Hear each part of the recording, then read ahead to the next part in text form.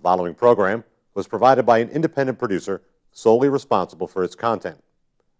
The opinions expressed do not necessarily represent the views of this station, its staff, board of directors, or underwriters.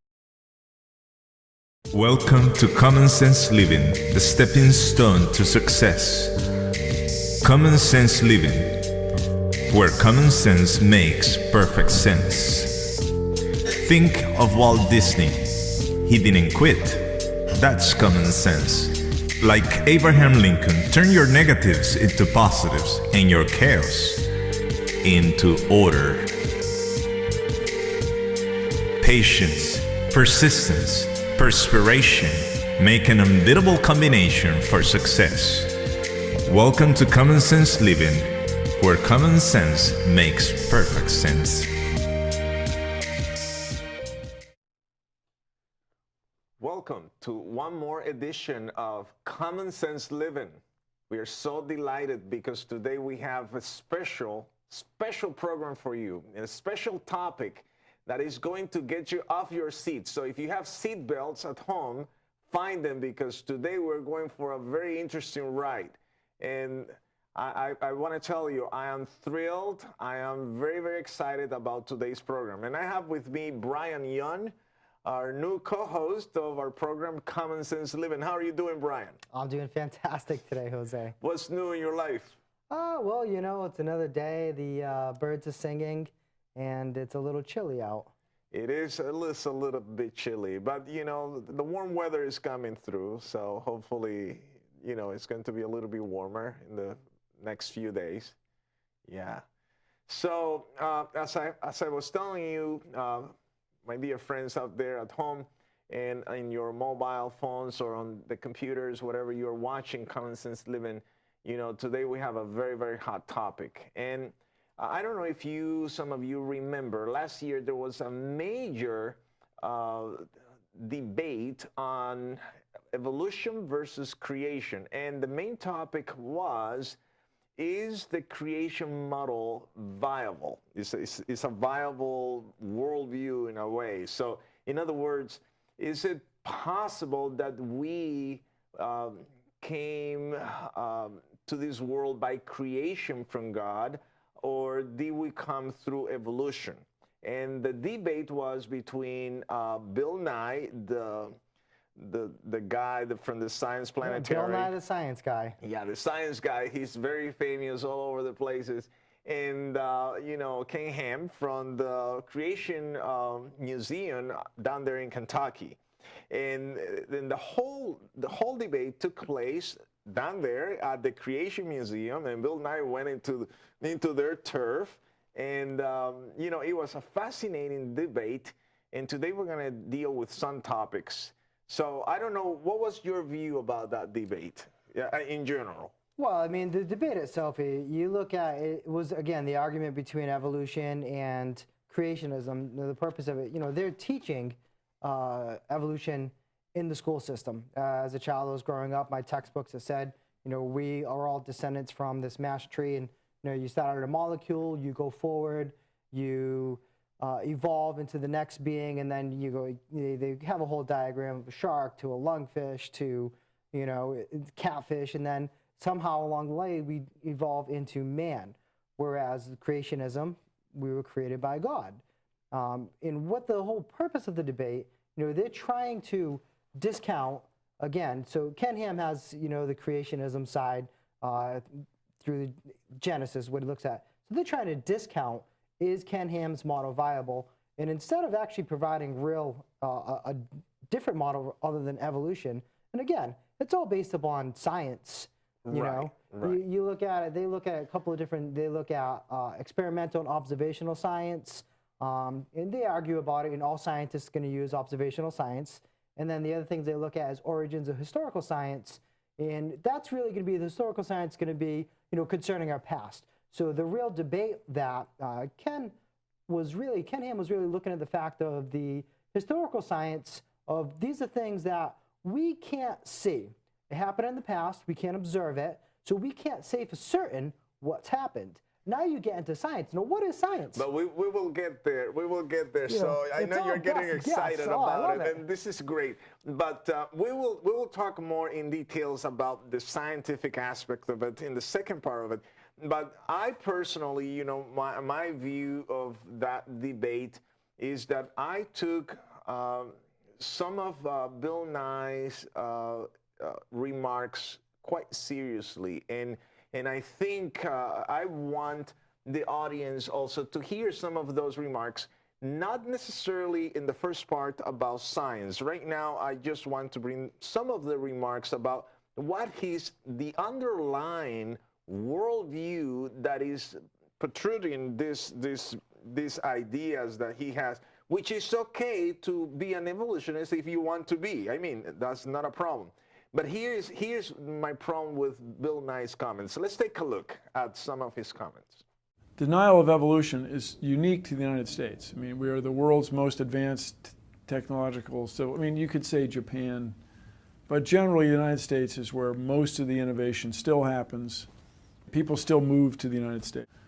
And that's largely because of the intellectual capital we have, the general understanding of science. When you have a portion of the population that doesn't believe in that, it holds everybody back. So I don't know if you got what he said, but he's saying three main things in those 3-4 lines. Basically, number one, to deny evolution means to deny that you are a U.S. citizen, right? Well, that's what I got. I mean, English is not my native language, but that's what I got for the first statement. This is what makes the United States, an innovative country, you know. So if you are not an evolutionist, who are you? And I have difficulties with that kind of thinking. Denial of evolution is unique to the United States. I mean, we are the world's most advanced technological, so I mean, you could say Japan, but generally the United States is where most of the innovation still happens. People still move to the United States. And that's largely because of the intellectual capital we have, the general understanding of science. When you have a portion of the population that doesn't believe in that, it holds everybody back. Number one, you know, it is true that science is the mother of all the other things, but in order for you to articulate science, you need words. So you need an English teacher, don't you? Well, yeah, I mean... We need an English teacher, right? So, but let's say the English teacher is not an evolutionist, right? The English teacher is a fervent, religious, spiritual believer in God and in creation. So you're saying that that English teacher is not good enough because it's not an evolutionist.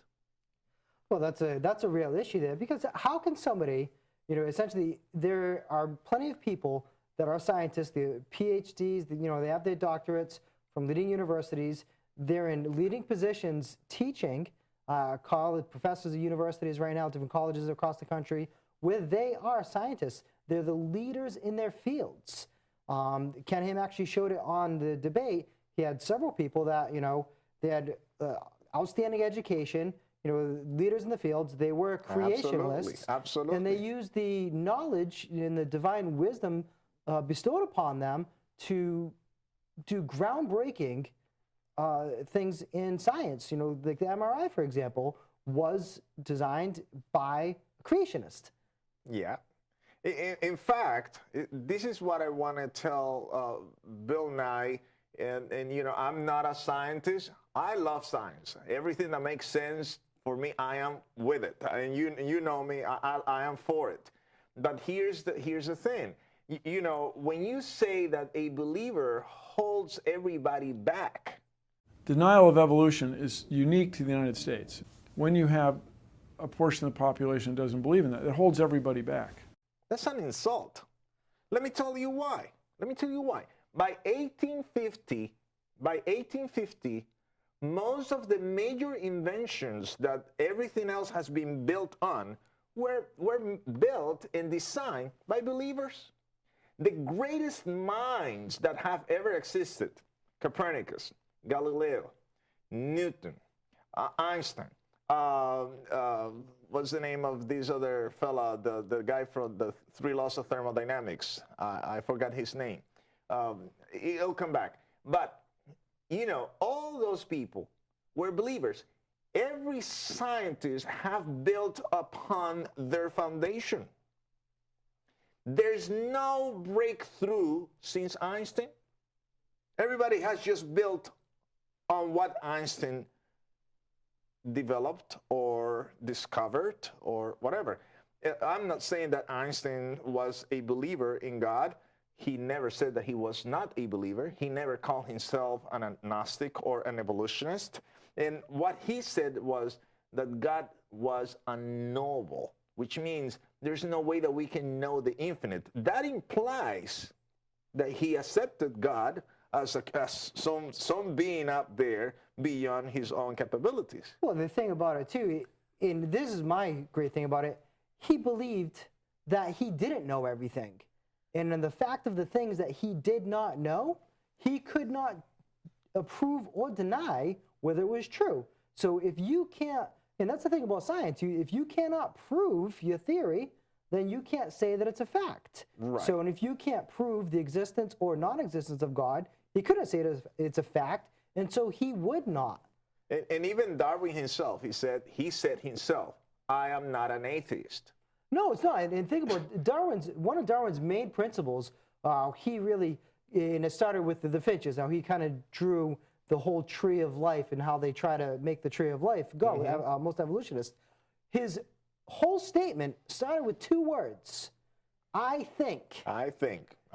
It's not, I everything know. else is, So yeah. he started to form a thesis. He started, you know, he made a hypothesis. Right, a hypothesis. And, you know, in everything he tried to prove that hypothesis, and again, through periods, there was a lot of evidence pointing towards, but nothing is concrete and nothing provides concrete proof towards his thesis. So going back to Bill Nye's idea, what I'm saying is that for him to say that if you're a believer, you're holding back, I want to remind you, Bill Nye, with all due respect, I have a great deal of respect for the work you do and the kind of, you know, mind that you have. You have a special mind. But I have to say, the United Nations, the United States as a nation was built primarily by believers. This is a great nation that was built on laws based on this belief system that is Judeo-Christian. You know, evolution just came years later, 1846, 1845, right? And this nation existed since 1776, right? And you are telling me that everyone that was before the evolution theory has no validity because they are not evolutionists? What kind of thing? I have difficulties with that kind of thinking. I mean, from a science guy. Well, I mean, and again, you need to look at, you know, what happened.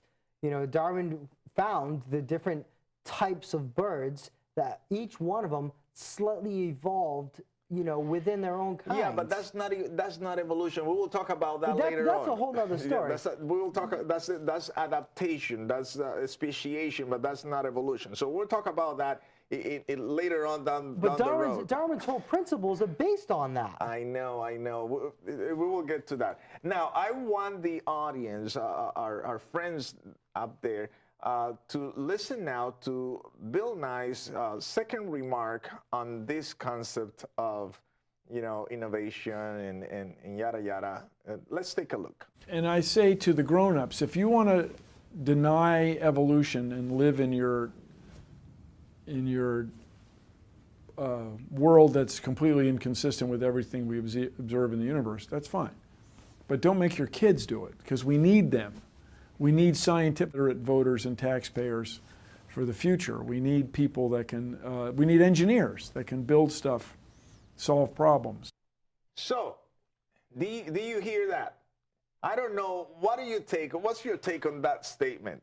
Well, again, so you say to the grown-ups, so here we are, we're big boys now.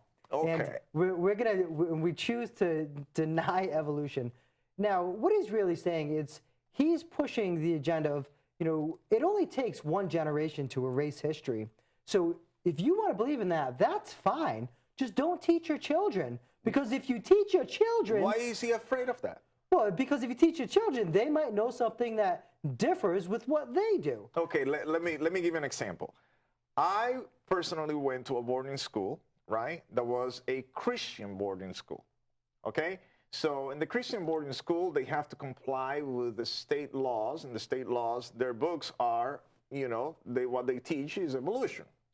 So, but, right, we had the state law for the state books for science based on evolution and all that stuff, which is great. But then, because it was a Christian school and the teachers were Christians, they not only taught us evolution, they also taught us intelligent design. They also taught us creationism. And then they gave us the ability, the right, the privilege to choose for ourselves between two models. But what Bill Nye is saying... He says, don't give them the option. Don't even give them the option. And that's where we have the problem. So here's a gentleman who, his whole career is based on science. And science, comes from the Latin word, as we know, scientia, to know. So he's actually telling us to not give our children the information. Let's give them, I say, give your children everything they need to know and let them make an educated decision. An educated, informed decision. The more knowledge you have on the table, the easier it is to make a very informed decision. That's what I believe. And when you start controlling, you start controlling what you're going to give, what information you're going to give to people. It sounds like being in certain countries, right? Well, it's totally foreign to the spirit of what America is about. What we're supposed to do, we're supposed to learn from history. So there was a period of time throughout the world where all of the information was controlled by a very small group of people. It was called the Dark Ages. I know. Because there was no knowledge, there was no books, there was no anything. The books and the writing and the language, the written language, it was passed down from monks and only the few people. The learned ones. The learned ones, and again, you had to be born into it in order to get it. And it took years for people to break. How many revolutions happened, So here we are. So now we're finally in an enlightened age. And we truly are in an enlightened age because with the age of the internet, we have all the information, too much information. We have all the information we need to make an educated decision. And yet here it is. He's saying, don't give that information. What scientist in their right mind would not look at all of the possibilities before drawing an educated conclusion? And yet he's asking us to do that thing. Exactly the opposite. He's contradicting himself in his scientific approach. Absolutely. And look what he's saying. Taxpayers. So it means that believers don't pay taxes? Yeah. What is he talking? I'm a foreigner. I wasn't born in the U.S. I came here and, became a U.S. citizen. I have embraced the American values and all that.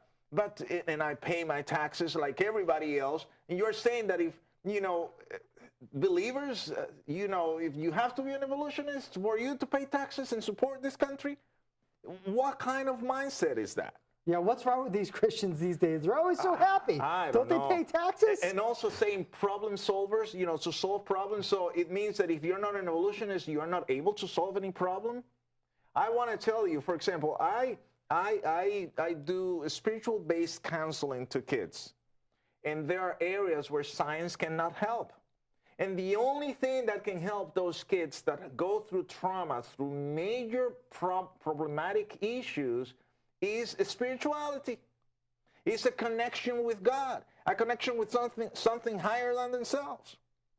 So how can you tell me that if you're not an evolutionist, you are not someone who can solve problems?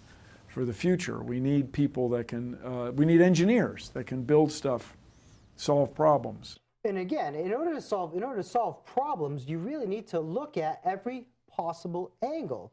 You need to have as much information as you can. And by denying our children the privilege of information, we might as well just go right back into the Dark Ages now and forget about it. Because science will, and what he's really scared of, he's scared of the next generation of scientists. Well, the next generation of scientists will grow up and they will have even more information. I do believe that if we give, our students, our children, put everything on the table, as you were saying earlier, for them to make an intelligent choice and decision, then it would be easier to have a more helpful, healthy debate about anything.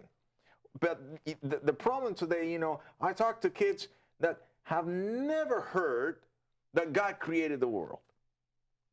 Hey, at least you should be able to know that, because we are living in a pluralistic society with different kinds of religions, where most religions in the world believe that someone created the universe, right? So at least you should be able to know that in order for you to converse, correctly with people that have a complete different belief system than yours. I have major difficulties with that kind of thinking. I'm telling you, I have no problems with the science, but that approach is just, doesn't. Well, and again, know. you want to, when you start bringing it to, and if you're going to say, and Bill Nye is very careful not to use the word religion. He is very careful not to use the word religion, and I'll tell you why.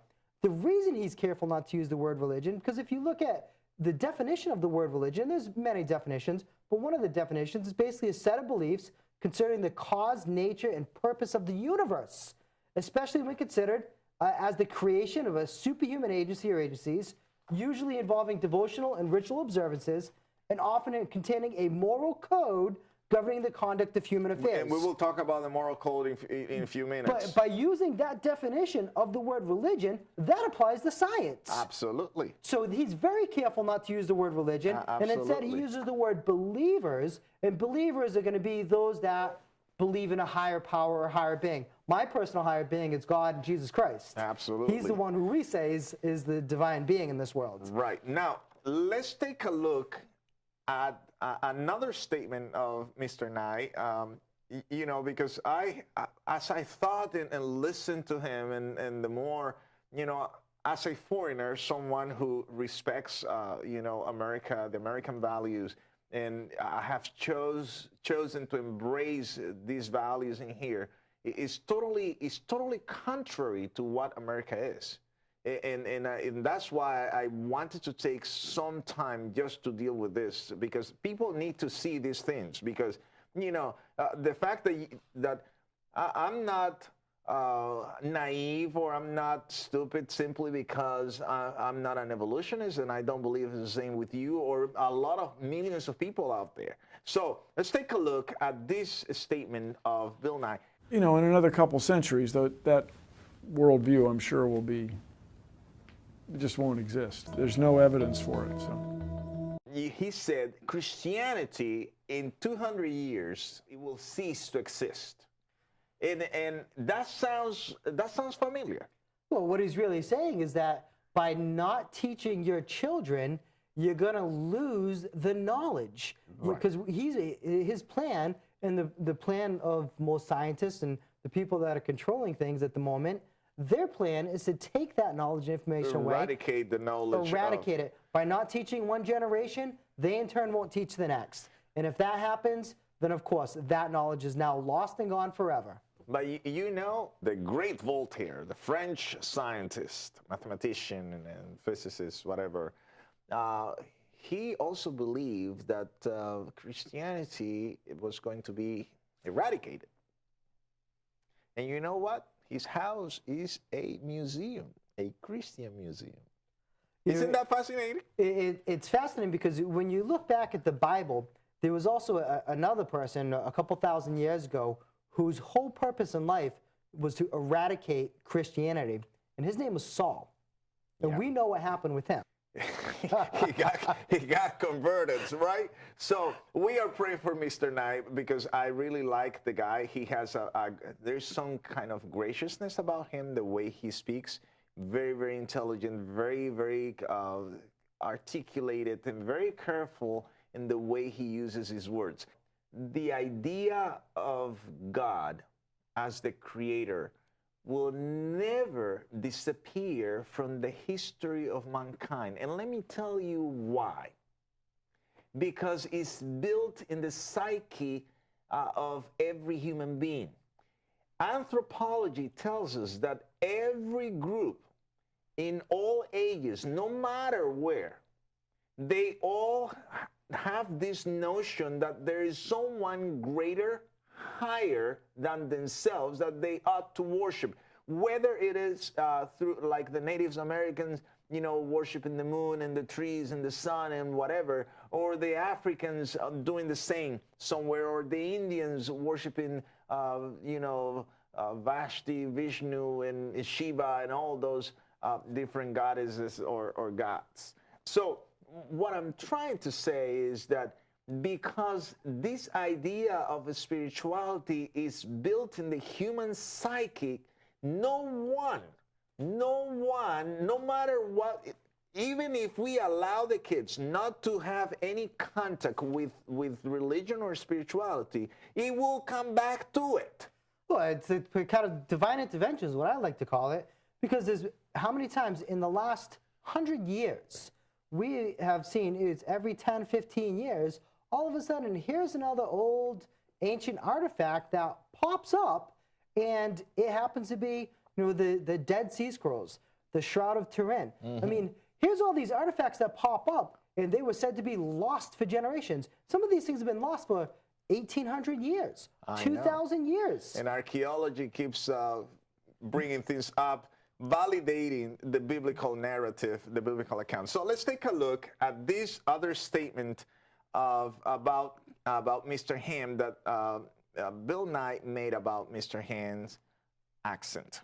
I mean, the guy really, I think at first, you know, I thought maybe he was a charlatan that was just trying to take advantage of people, but I think he really kind of, I think he might really believe. Part of Mr. Ham's appeal is his accent. Seriously, that Australian accent.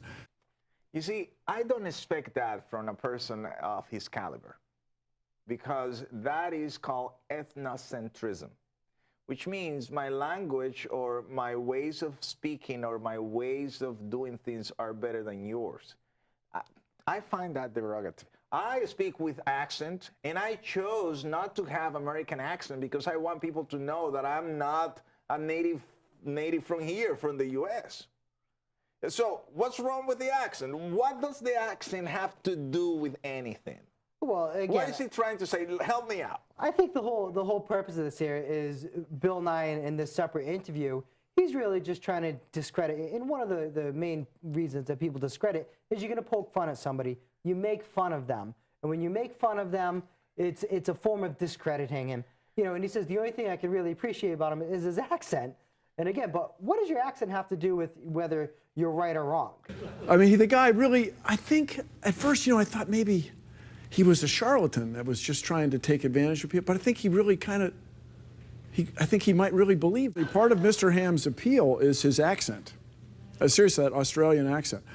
I mean, by Bill Nye bringing this concept of the accent to the table in the context of the debate, what I'm hearing, what I hear him say is people who are not Americans, who don't have American accent, are not enlightened, or who are not evolutionists, that cannot really understand and grasp concepts and solve problems. That's what I'm hearing when I put the whole thing together. Well, it goes along with a couple of things. Number one, yes, you know, you're not an American, so again, Bill Nye feels, well, you're not an American, you're an Aussie, so you don't even have a right in this conversation. Number two, you're not an evolutionist, you're a creationist, so obviously you're not as smart as I am.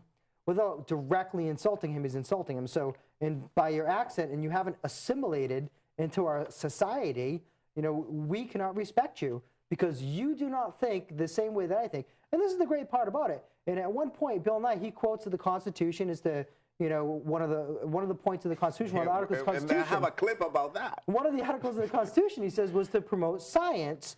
And again, here we are in a fair and equal country, but yet why do I need to be tolerant of your beliefs, and yet you can be completely intolerant of mine? It makes no sense. And let me tell you, when it comes to math, you know how the U.S. ranks worldwide? Well, which number? The U.S. definitely does not rank number one on the list. Number 98. Number 98 in math. Way below third world countries. I mean, I'm not trying to discredit anybody or anything, but to use that type of thing, you can't.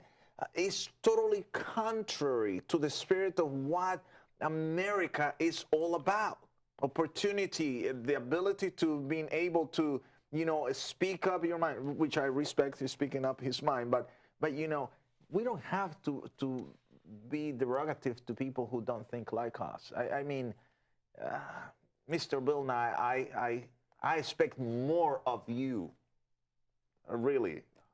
Let's take a look at this other, because we also need to touch bases on the concept of creation itself versus evolution. Let's take a look at this final statement of Mr. Knight. As a patriot, as a guy who grew up in the U.S., if we raise a generation of students who is scientifically illiterate, right, we're not going to have the next iPhone. We're not going to have the next innovation. So he is saying, I'm a patriot because I'm an evolutionist. I am an American that don't speak with an accent. I don't have an Australian accent, New Zealand accent, or British accent. You see? Well, as a patriot, you know, and he says, as a guy who grew up in the U.S., and I would beg to argue, my accent. I grew up in Massachusetts. And one of my famous things, I mean, I traveled a lot in my days, and people would always say, "Oh, where are you from?" My nickname was Boston throughout the world. You know, say, "No, it's Brian." No, but again, people would attribute to what my accent was, so I owned it. And when people would argue, well, you're not speaking proper English, I'd simply say, well, where did the British land? So, again, we're originally the Patriots. We grew up in the United States. So, yes, we're citizens. Now, what he's saying is, if you're not teaching, you know, if you're not making a scientific literate country, now we're not going to get the next iPhone. Frankly, I can care about the iPhone. But I think he's trying to make a point. Yeah, The well, point is, there will be no innovation. There will be no new discoveries because you are a believer. Therefore, you are not. You don't think well enough to innovate. That's what. And you are not enough patriotic. You don't love this country that much. So what he's saying is this: that if a soldier who is giving his life and defending this country, defending our freedom and our ways of living, but he's a believer, that soldier is not a patriot. I mean, you help me out.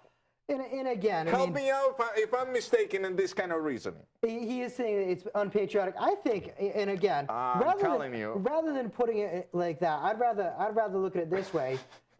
I'd rather look at the fact that to be patriotic is to obviously believe in this country and to believe the principles that this country was founded upon.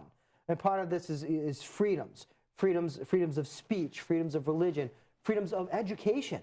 And what Bill Nye suggests that we do is completely unpatriotic by withholding information from our children and not teaching them all of the information, rather than instead, let's give them 1/2 of the information and let's not give them all of the information. That, my friend, is unpatriotic. Extremely unpatriotic. And not only unpatriotic, that's cruel.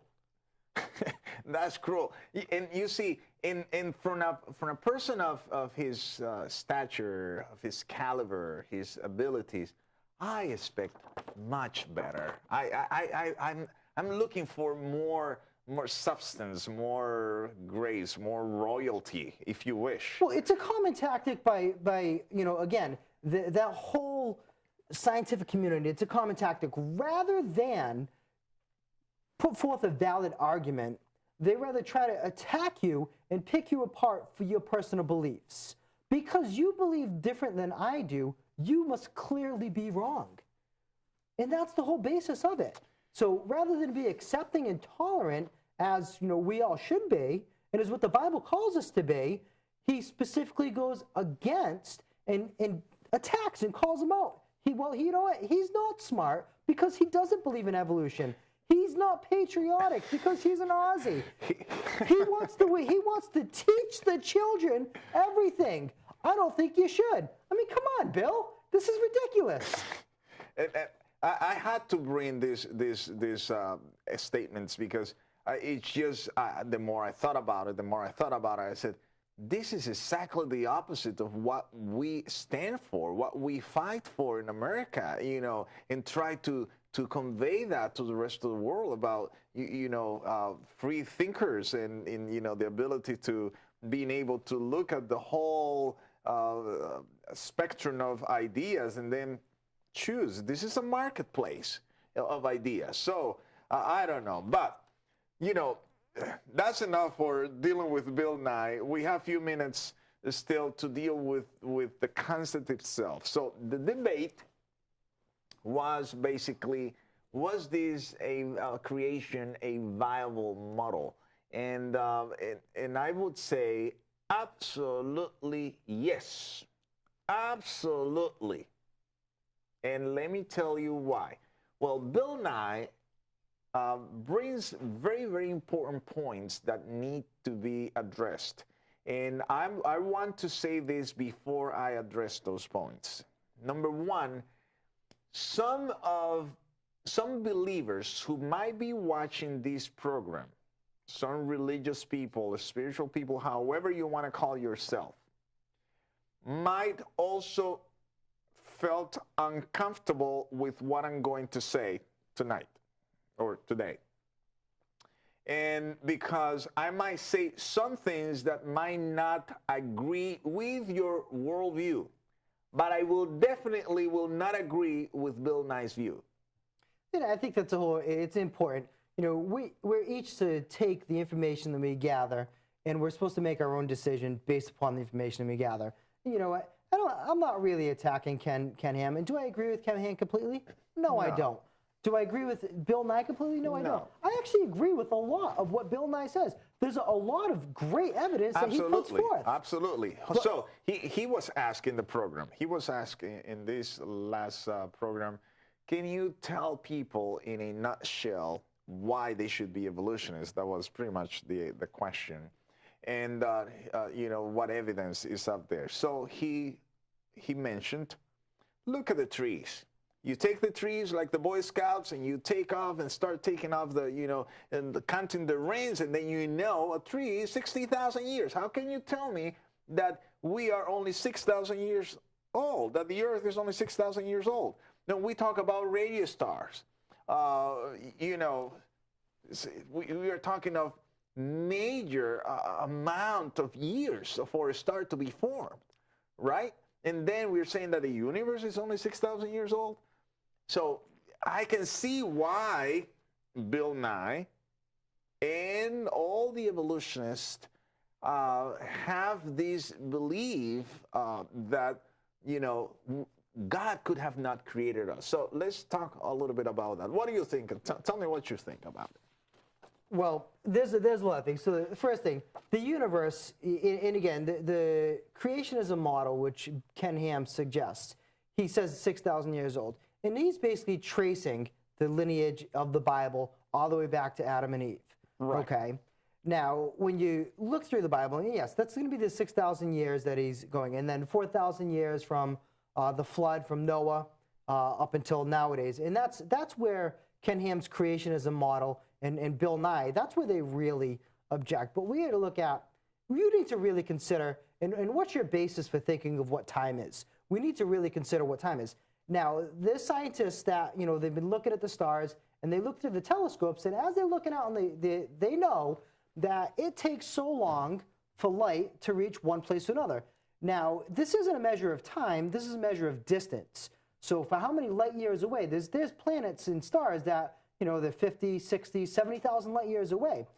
And the other thing that they observed is that, you know, which supports the Big Bang Theory, which I also believe is a huge support for creationism. Absolutely. Absolutely. So, and again, so here they find that there is a center of a universe and everything's rapidly expanding away. So they look at this. So how can you explain that here's this stuff where it takes how many thousands of light years? Now, how can you explain that the universe, or, you know, well, the planet, for one, is probably the biggest debate, is 6,000 years old. You know, but again, they said the universe, so let's touch on the universe. How old is the universe? Well, and again, how old is the universe? So we really need to consider, what's your basis of time? Time as we know it passes day by day, and we measure time in a year, which is 365. Based on what? A year that the Earth travels around the sun. The Earth travels around the sun, and that's a year. So I mean, for the basic explanation, the Earth goes around in a circle on its orbit, and that's a day. And then when it travels around the sun, when it completes that one turn, that's a year. So we measure that 365.25 days per year. in our universe, And this is what we measure time with. Now here, for our universe, no, this is for Earth. for the Earth. We measure, and here as beings, inhabitants of this planet, we measure the rest of the universe, okay, as Earth years. So we compare ourselves to everything else. Now, what we're not doing, and here's the real thing. So if you look at the Bible, in the beginning, God created the heavens and the earth. Bang. And to me, that goes along with the Big Bang. Yeah, absolutely. It goes right it's along a big with bang. it. Absolutely. Now, God said, God spoke, and things came up. so he created it, and he created the earth. Now that he's created the earth, you now have a day, okay? You know, he created the sun, he created the light, the waters, he created, created everything in the first 6 days. And on the seventh day, he rested. Now, this is the period of an earth day. Now, what concept did God have of time before he even created the earth?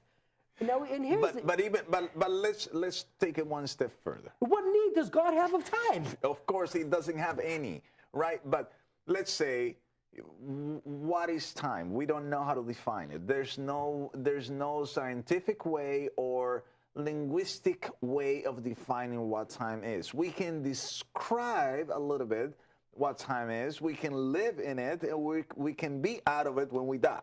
So, I mean, to me, time is travel, because here we are, we're hurtling through the universe at millions of miles an hour, sitting on this planet. but look at it this way. So, when did we really start to count time? Well, when did I started counting time? I think it was 39 years, 7 months ago is when I started counting time. Born. When I was born. So, if the earth was created in the beginning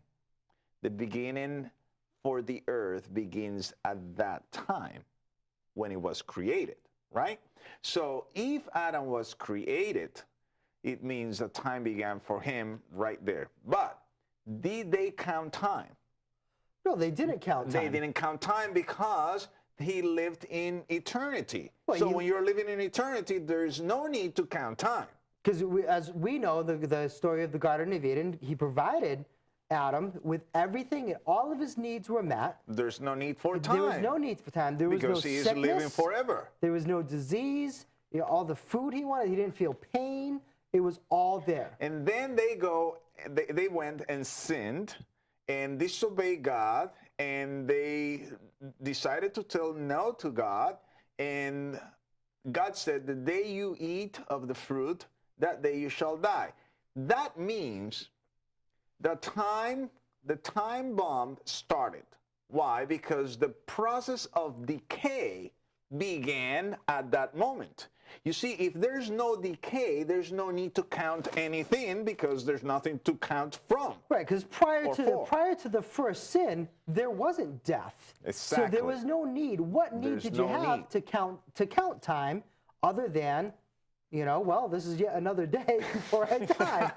It's a pretty bleak existence, if you ask me. So our fellow friends who are watching this program, what we are saying is that the time as we know it, the 6,000 years that we are talking about and creation is talk about, what we are suggesting here, and we are talking specifically now to believers and non-believers, but especially to believers.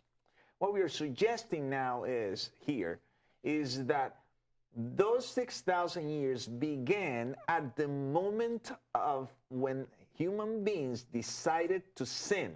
That's when decay started. That's when the clock started to click. Ta, ta, ta, where death then started to count. Why? Because you had at that moment an end.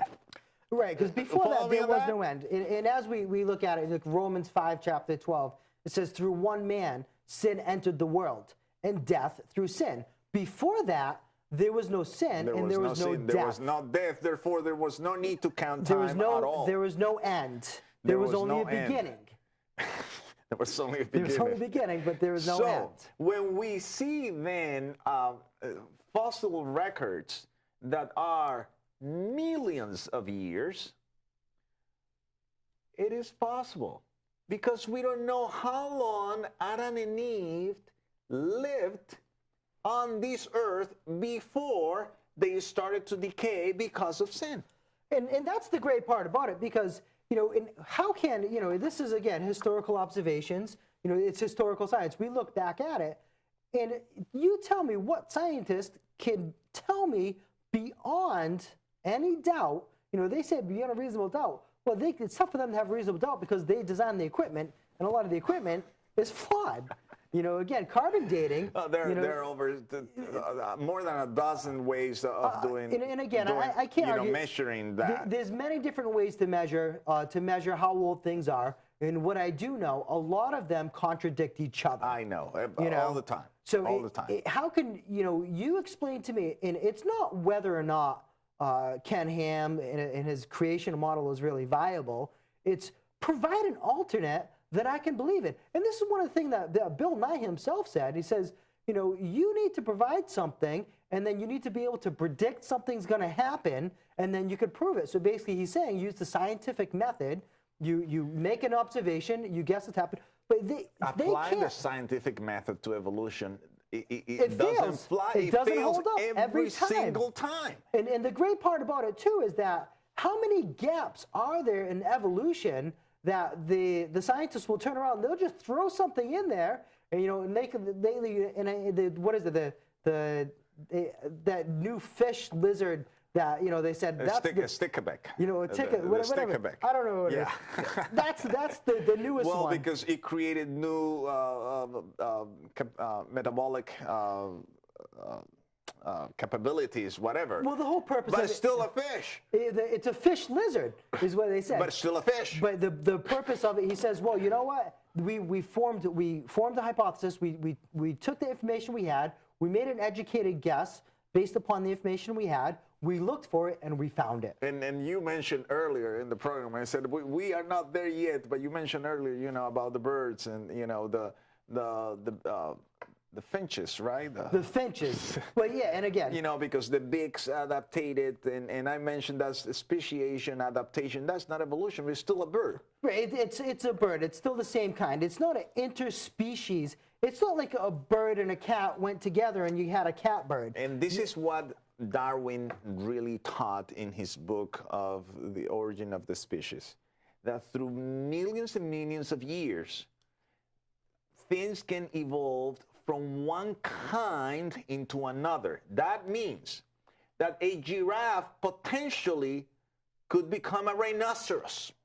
Right, in the same aspect. One kind into another. Right, a lizard can become a chicken.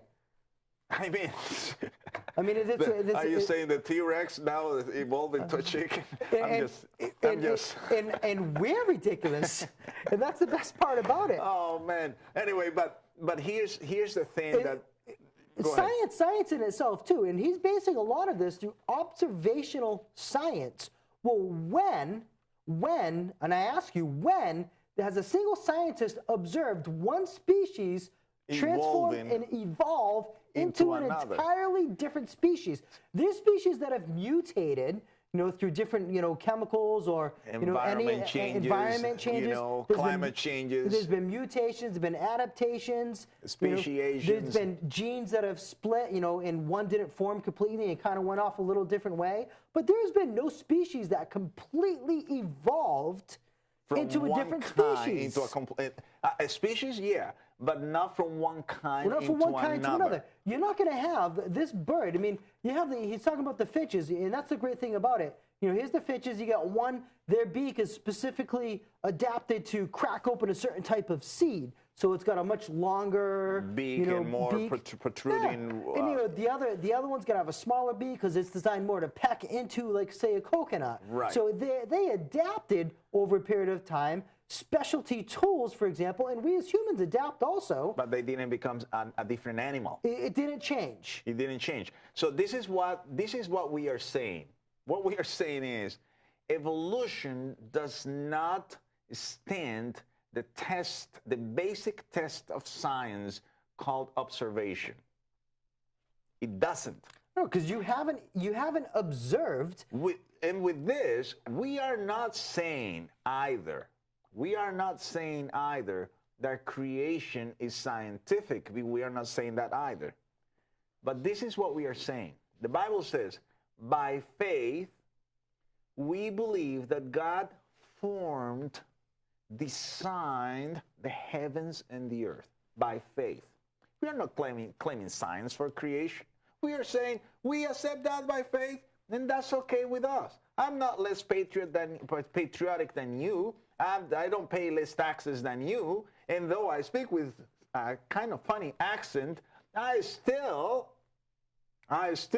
will respect your beliefs, and and will try to converse with you. But don't come and shovel on my face the idea that if you do not believe in this evolutionistic worldview that is totally unscientific. I mean, about science has nothing, with all due respect to all scientists, because it's non-observable, right? So because it's non-observable and the scientific method, you have to observe things. You have to be able to predict, as he says, predict this is going to happen. If evolution ever took place, well, what happened to the next evolving things? Have we seen anything evolving since?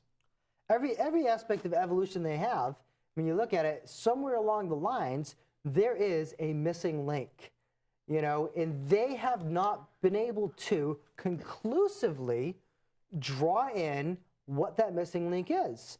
And they haven't been able to provide reasonable evidence, never mind concrete evidence, reasonable evidence. If you give me reasonable evidence, I don't have any problem with that.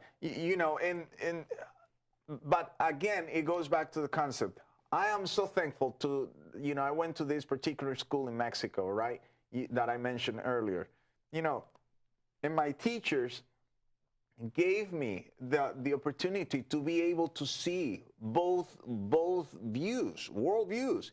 And they never said, oh, you need to believe because you are a Christian, you need to believe. Never, not even once. No, I mean, and again, not even once. All we really want, and like everything else, we want information, because again, we're all scientists because we all want to know.